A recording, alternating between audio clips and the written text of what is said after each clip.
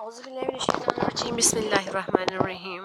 السلام علیکم ورحمۃ اللہ وبرکاتہ۔ شمع لرننگ اکیڈمی میں آپ سب کو خوش آمدید۔ ڈیئر اسٹوڈینٹس، کل کا ہمارا جو ٹاپک تھا وہ پاکستان کے بارے میں تھا کہ پاکستان کیسے بنا، پاکستان بنانا کیوں ضروری ہے، اور انگریز ہندوستان پر کیسے آئے، کس غرض سے آئے تھے، اور انہوں نے ہندوستان کے ساتھ کیا کیا۔ ان سب باتوں کے بارے میں کل ہم نے ڈیٹیل سے پڑھا تھا۔ آج ہم پڑھیں گے جنگ آزادی کے بعد مسلمانوں کے ساتھ کیا ہوا، اور اس کے بعد تحریک پاکستان کا آغاز کیسے ہوا، کیوں کیا، اور پاکستان کیسے وجود میں آیا۔ تو ڈیئر اسٹوڈنٹ، جیسے کہ آپ لوگ جان چکے ہیں، کل کی ویڈیو میں ہم نے انگریزوں کا مسلمانوں کے ساتھ جو رویہ تھا اس کے بارے میں ڈیٹیل سے پڑھا تھا۔ جب جنگ آزادی ہوئی تو مسلمانوں کے ساتھ انگریزوں کا رویہ بہت ہی حقارت آمیز ہوا، نفرت انگیز ہوا۔ مسلمانوں سے بہت ہی زیادہ نفرت کرنے لگے، بہت ہی زیادہ ظلم و ستم کرنے لگے، ہزاروں مسلمانوں کو بے دردی سے قتل کرنے لگے، اور مسلمانوں کی جائیدادوں کو ضبط کر لیا، مساجد کو تالے لگا دیے گئے، اللہ تعالیٰ کی عبادت سے روکا گیا، مسلمانوں کو ملازمتیں دینا بند کر دیا۔ اسی طرح انگریزوں کے مقابلے میں ہندو قوم کو فائدہ پہنچانے شروع کر دیے انگریزوں نے۔ غرض کی مسلمانوں میں بے چینی بڑھتی رہی اور انگریزوں سے نفرت اور ان سے چھٹکارا پانے کا جذبہ شدید تر ہو گیا۔ ابتدا میں حصول آزادی کی جدوجہد میں مسلمان اور ہندو دونوں ساتھ ساتھ تھے، لیکن وقت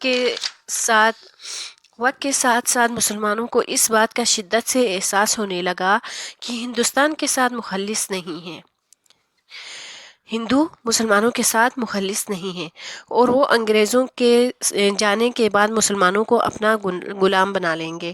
اس لیے ہندوستان کے مسلمانوں نے انگریزوں اور ہندو دونوں سے ایک ہی وقت میں آزادی حاصل کرنے کا فیصلہ کر لیا۔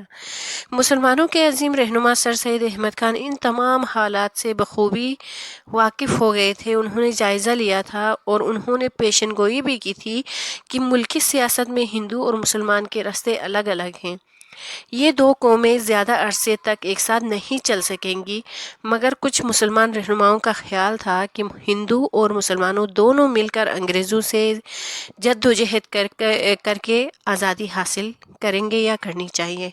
بعد کے حالات نے ثابت کر دیا کہ سر سید احمد خان کی پیشن گوئی درست تھی۔ سر سید احمد خان چاہتے تھے کہ مسلمان اعلیٰ تعلیم حاصل کریں، ایک ترقی یافتہ قوم بنے، چنانچہ انہوں نے علی گڑھ محمدن اینگلو اورینٹل کالج قائم کیا، جو بعد میں علی گڑھ یونیورسٹی بن گیا۔ ان کی خواہش تھی کہ ہندوستان کے مسلمان منظم ہوں اور اپنے مفادات کا تحفظ کریں۔ سر سید احمد خان 1898 میں انتقال کر گئے۔ ان کی تجاویز کی روشنی میں 1906 میں نواب سلیم اللہ اور دوسرے مسلمان رہنماؤں نے ہندوستان کے مسلمانوں کے لیے ایک علیحدہ جماعت بنائی جس کا نام آل انڈیا مسلم لیگ تھا۔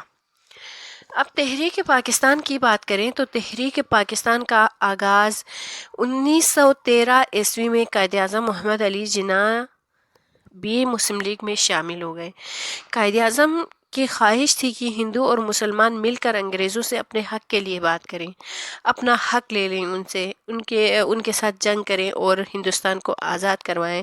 لیکن انہوں نے اس مقصد کے لیے ہندو اور مسلمان رہنماؤں کو کئی بار جمع کیا کہ ہم سب متفق ہو کے انگریزوں کو ہندوستان سے نکال دیتے ہیں، مگر بعد میں رہنماؤں کے خیالات اور رویے سے یہ بات واضح ہو گئی کہ ہندو پورے جنوبی ایشیا پر صرف اپنی حکومت چاہتے تھے، ہندوستان میں یہاں سے ہندو اور مسلمانوں کے راستے الگ ہونا شروع ہو گئے۔ پھر دسمبر 1930 عیسوی کو علامہ اقبال نے الہ آباد کے مقام پر مسلم لیگ کے سالانہ اجلاس سے خطاب کرتے ہوئے فرمایا کہ میری خواہش ہے کہ پنجاب، سرحد، سندھ اور بلوچستان کو ملا کر ایک ریاست بنا دیا جائے۔ کیونکہ ان علاقوں میں مسلمان زیادہ تعداد میں رہتے تھے، اس لیے علامہ اقبال نے 1930 میں الہ آباد میں جو خطبہ دیا اس میں اپنی خواہش کا اظہار کرتے ہوئے فرمایا کہ پنجاب، سندھ، سرحد اور بلوچستان کو ملا کر ایک الگ مسلم ریاست بنا دی جائے۔ 23 مارچ 1940 کو لاہور میں آل انڈیا مسلم لیگ کا ایک تاریخی جلسہ ہوا، ایک بہت ہی بڑا جلسہ ہوا۔ اس جلسے کی خاص بات یہ تھی کہ اس میں ایک اعلان ہوا کہ مسلمان ہندوؤں سے ایک الگ قوم ہیں، لہٰذا جن علاقوں میں مسلمان زیادہ ہیں ان کو آزاد کر کے مسلمانوں کا ایک وطن بنا دیا جائے۔ بعد میں یہ اعلان قرارداد پاکستان کے نام سے مشہور ہوا۔ لاہور کے جس پارک میں یہ جلسہ ہوا تھا، آج وہاں مینار پاکستان تعمیر ہے۔ اسی طرح قرارداد پاکستان کے بعد مسلمانوں میں اپنا وطن حاصل کرنے کی جدوجہد اور تیز ہو گئی۔ تھوڑے ہی عرصے میں مسلم لیگ کا پیغام ہندوستان کے ہر اس علاقے میں پہنچ گیا جہاں مسلمان آباد تھے۔ مسلم لیگ ایک مسلمانوں کی تحریک تھی، مسلمانوں کی ایک تنظیم تھی۔ جہاں مسلمان آباد تھے، محمد علی جناح کی رہنمائی میں مسلمانوں نے بے حد جدوجہد کی، مسلمانوں کو اپنے عظیم رہنما کو قائد اعظم کا خطاب دیا۔ آخر کار مسلمانوں کی محنت رنگ لے ہی آئی۔ انگریزوں نے مجبور ہو کر مسلمانوں کے علیحدہ وطن کا مطالبہ مان لیا۔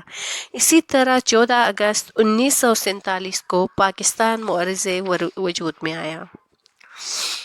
ڈیئر اسٹوڈنٹس، کیا آپ جانتے ہیں 1944 میں ایک طالب علم اصغر سودائی نے ایک نظم لکھی تھی۔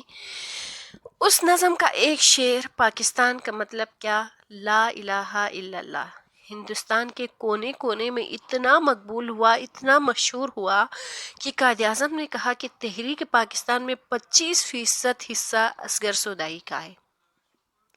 ایک بار اصغر سودائی سے پوچھا گیا کہ یہ شعر کیسے آپ کے ذہن میں آیا، تو اصغر سودائی جو ایک طالب علم تھا، جو ایک بچہ تھا، اس نے جواب دیا کہ جب لوگ پوچھتے تھے کہ مسلمان پاکستان کا مطالبہ تو کرتے ہیں لیکن پاکستان کا مطلب کیا ہے، تو میرے ذہن میں خیال آیا کہ سب کو بتا دینا چاہیے کہ پاکستان کا کیا مطلب ہے۔ تو اصغر سودائی نے جو نظم لکھی تھی اس کو ہم پڑھ لیتے ہیں آپ کے سامنے۔ پاکستان کا مطلب کیا، لا الہ الا اللہ، شب ظلمت میں گزاری ہے، اٹھ وقت بیداری ہے، جنگ شجاعت جاری ہے، آتش و آہن سے لڑ جا۔ پاکستان کا مطلب کیا، لا الہ الا اللہ، جرأت کی تصویر ہے تو، ہمت عالمگیر ہے تو، دنیا کی تقدیر ہے تو، آپ اپنی تقدیر بنا۔ پاکستان کا مطلب کیا، لا الہ الا اللہ، پنجابی ہو یا افغان مل جانا شرط ایمان، ایک ہی جسم ایک ہی جان، ایک رسول اور ایک خدا۔ پاکستان کا مطلب کیا، لا الہ الا اللہ، مذہب ہو تہذیب کی فن، تیرا جدا گانا ہے چلن، اپنا وطن ہے اپنا وطن، غیر کی باتوں میں مت آ۔ پاکستان کا مطلب کیا، لا الہ الا اللہ۔ اصغر سودائی کی اس نظم کا مطلب ہے کہ پاکستان میں جو پنجابی ہو، افغانی ہو یا پھر سندھی ہو، ان سب سے کوئی فرق نہیں پڑتا، صرف ہمارا مقصد ہم سب کا مل جانا صرف اتنا ہے کہ ہم سب کا ایمان ایک ہے، ہم سب ایک اللہ پر ایمان لاتے ہیں، ایک اللہ پر یقین رکھتے ہیں۔ تو اصغر سودائی کی یہ نظم بہت ہی مقبول ہو گئی، بہت ہی مشہور ہو گئی تھی۔ ڈیئر اسٹوڈنٹس، آج کا ہمارا ٹاپک یہیں تک کمپلیٹ ہوا چاہتا ہے۔ ہمیشہ کی طرح آپ لوگوں سے میرے 2 سوالات کہ ایک لحاظ سے جنوبی ایشیا کے لوگوں نے خود اپنی کمزوریوں کی بنا پر انگریزوں کو موقع دیا کہ وہ یہاں قبضہ کر لے، بتائیے کس طرح ہندو اور مسلمانوں نے انگریزوں کو موقع دیا کہ وہ ہندوستان پر قبضہ کر لیں۔ میرا دوسرا سوال ہے آپ لوگوں سے کہ پاکستان کے لیے ہم کیا کچھ کر سکتے ہیں۔ اپنے جواب پوائنٹس میں لکھ کر مجھے کمنٹس میں لازمی شیئر کیجیے گا۔ اسی کے ساتھ ہم آپ سے چاہتے ہیں اجازت، اللہ حافظ۔